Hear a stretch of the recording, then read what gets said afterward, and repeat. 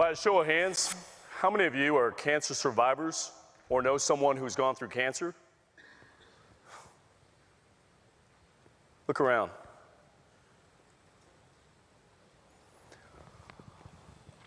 Are we winning the war?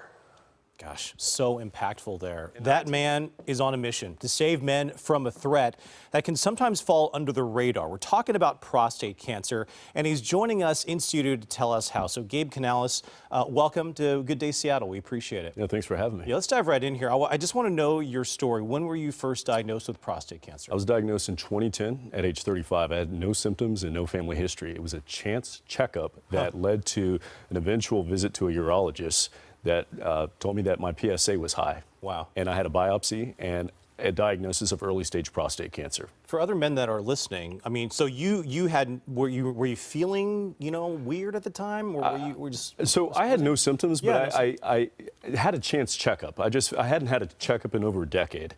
And so it was that checkup. I had high cholesterol, and my body fat percentage was high. I was about 40 pounds heavier than I am today. Okay. And my testosterone levels were slightly low. He told me to go to a urologist. I went to a urologist for my low testosterone, and they ran a PSA test. I didn't know what that was. Right. And so that's what led to another PSA test, which was also very high, and then the biopsy. But your viewers need to understand that the average age of prostate cancer is 66. But the problem is that most men in America don't get checkups. Right. And millions miss cancer screenings and checkups due to COVID. Right. But all men should know these numbers: your blood sugar, your blood cholesterol, your blood pressure, and your BMI, or your body fat percentage. The fifth number for Prostate Cancer Awareness Month is your PSA test. Okay. What's important about those numbers are those are early predictors of whether you're at higher risk of heart disease, stroke, diabetes.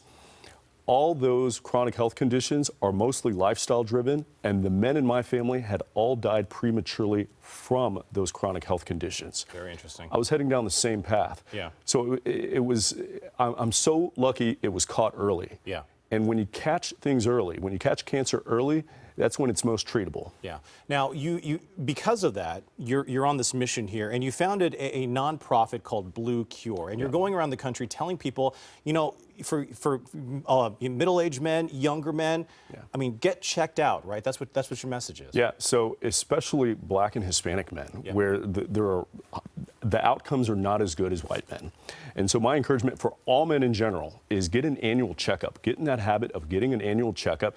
Have that discussion with your physician about cancer screenings and ask about a PSA test. Don't hesitate to ask questions. Oftentimes when we go to our doctor, it's one-sided. We hear what they say, we see the numbers on paper, but we don't ask, what does this mean? Ask questions. I encourage our viewers as well to look at the TED Talk that you did back in 2013. Thank you. Because it raises a lot of questions, especially about for younger and middle-aged men, but also about getting options, looking at different options and really looking at your lifestyle.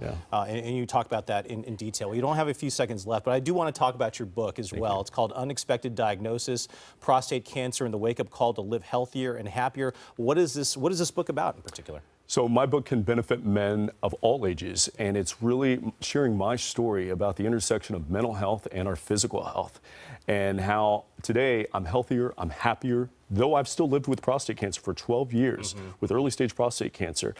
I encourage men, look at the book, read the book, and I promise you, you will see the challenges and the struggles that it took for me to turn that corner, but it's been well worth it.